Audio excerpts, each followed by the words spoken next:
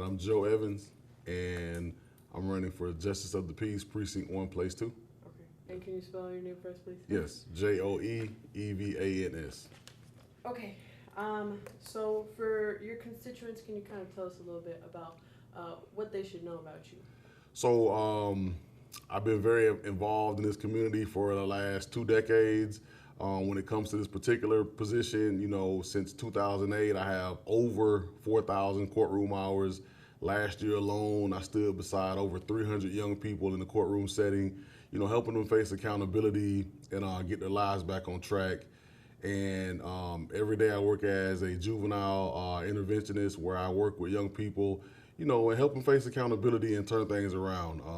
I've been a huge community servant, community activist. I currently serve on the school board.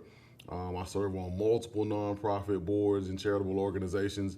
And I'm a community person. I'm all about giving back. Of course. And then, of course, you are the only Republican running for Justice of the Peace, but Yes, can ma'am. you still kind of explain why you chose to run for this position? So, for me, several things, but what it really boils down to is it's putting yourself around the right people. So once again, for the last decade or more, I've been around almost all of the judges in the county. I'm with one of the family court judges multiple times a week in a courtroom setting. And I just felt, the calling, and I know I can do a really good job at being a judge. Of course. And then at the last election, a proposition was passed in order to for stricter bail reform. Mm-hmm. If you become Justice of the Peace, can you kind of explain to us what your thoughts are, and specifically on that? Yeah, so the new bail reform basically lays out a different ideology in terms of how bails are set and who can receive bail or who can receive a bond. Violent repeat offenders are in some cases ineligible to receive bonds, and the judge has to write an opinion as to why he did grant a bond to a certain individual if they do meet the criteria of being a repeat offender or a violent offender or a sex offender. So I'm actually looking forward to working within within that framework and really implementing those policies from the bench in terms of the governor has pretty much laid out that he's tired of violent offenders being released. And so, I'm going to follow the law and make sure that if there is a reason to deny bail, then I'll be following the law. And that's pretty much what it boils down to for me.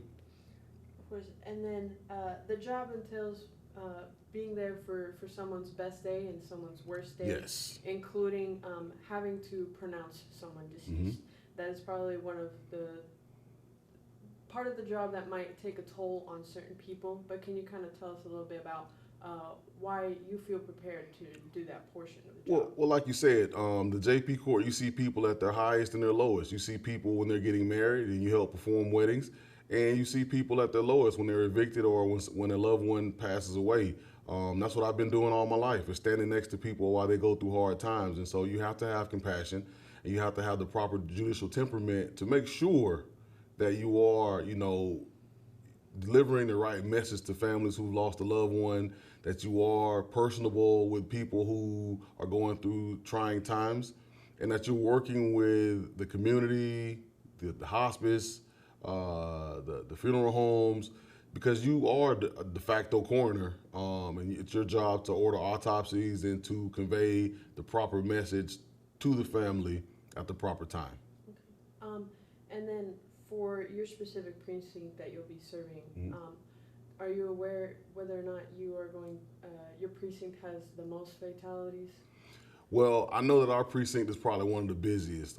It has the most evictions and, of course, the most fatalities, yes. So it's going to be busy, and it's something I take serious. I hear things a lot about some of the JPs not actually doing the job and relying on law enforcement and other things, but you have to do it. It's a part of the job, and the JP court was designed throughout the Texas Constitution to be a layman's court or a people's court.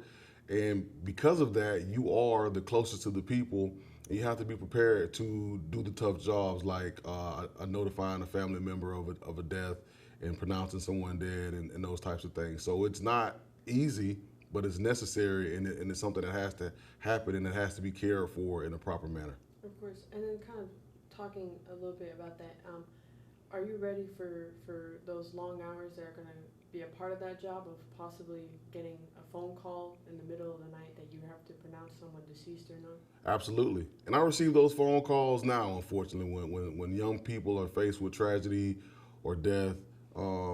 It's not out of the ordinary for me to receive a call in the middle of the night from a parent, from a grandparent, and it's unfortunate and it's heartbreaking.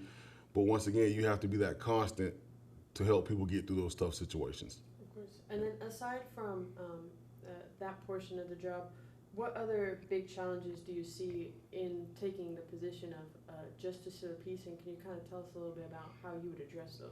Well, for me, it's bringing the court into the modern day and beyond and into the future. I'm really excited about some of the programs and initiatives I want to bring to the court from a technology standpoint, from a community, teen court, juvenile diversion perspective, just to make the court function more efficiently and be more of a part of the community, especially to address some of the ills that we have in our community in terms of juvenile crime and ways to get our young people engaged, involved, and also teach them how to understand what accountability is, because that, in my opinion, is paramount. We have to reinstate accountability and personal responsibility, and I think it starts in the JP court. The JP court is ground one of the judicial system, and many times attitudes and behaviors are shaped and formed due to the interactions that they have in the JP court. You know, a decision in the JP court could mean the difference between a young person moving on to live a productive life or falling deeper into trouble. So we want to make sure that we're cognizant of that and that we're moving in the right direction to help, once again, hold people accountable, teach them personal responsibility, and help them understand that you have to do things the right way. Of course. And then other portions of your position would be making judgment about bails, fines, and warrants. Can you kind of explain to us what are the principles that will guide you in making decisions on those? So each case is different. Each situation is different. You want to make sure that you foster a great relationship with law enforcement. You want to make sure that you're working with the district courts to understand how bail should be set, and you want to just make sure that you're communicating with all facets of the legal and judicial system just to make sure that you're doing things the right way. And that's something I've been blessed with. I know almost every judge in this county. I have a great relationship with many of the law enforcement agencies in this county. I have a tremendous relationship with the lawyers and the legal community. And I think that's what makes me so unique with this position, is because I have served so closely with the judicial and legal system over the last 15 to 20 years. And so it comes down to receiving that mentorship that I've been receiving for a long time, and just in some points doing what comes second nature to me, and that's being a good person, being a good human, and helping people get through tough situations, but also holding them accountable.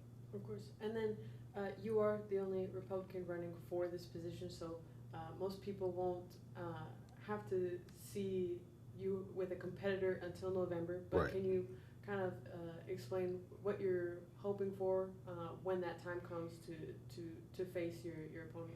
Right. So right now, what we're doing is we're working really, really hard to stay active, to make sure that we're staying out in front. A lot of things in politics comes down to name, ID, and recognition.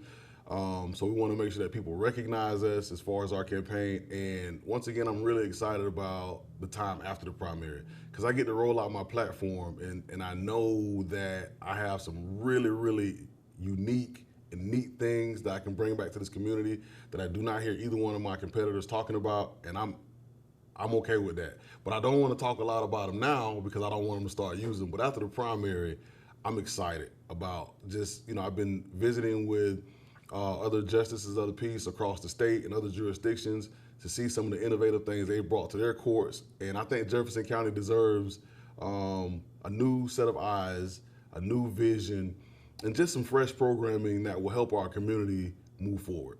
Of course. Yeah. And then is there anything else that you'd like to mention about the position, what you're running for, or anything else that maybe I haven't asked? Just that, when I talk to many of the district judges that I've been mentored by, they reiterate one thing when it comes to the JP court, that it's the backbone of the Texas legal system. It's where everything begins. Most people will only see a JP court, and for some people, it may be the first court that they see. So it's important that we're serious.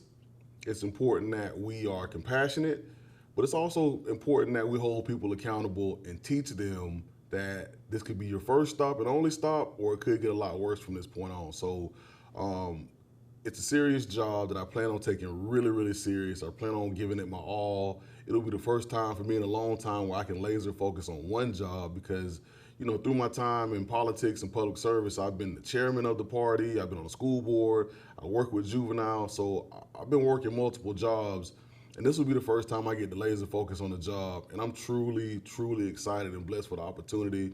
I can't wait for November, and I really can't wait until I'm elected so I can take my seat and begin to do some really, really good work on behalf of the people of Jefferson County and on behalf of the people in Beaumont and Precinct 1, Place 2. So I'm just excited and I'm looking forward to it, and I think the community deserves what's best. And I'm not disparaging to the incumbent, but I do want to say that we deserve more, we deserve new, and we deserve everything that's the best here in Jefferson County. And I plan on delivering that, and that's pretty much it.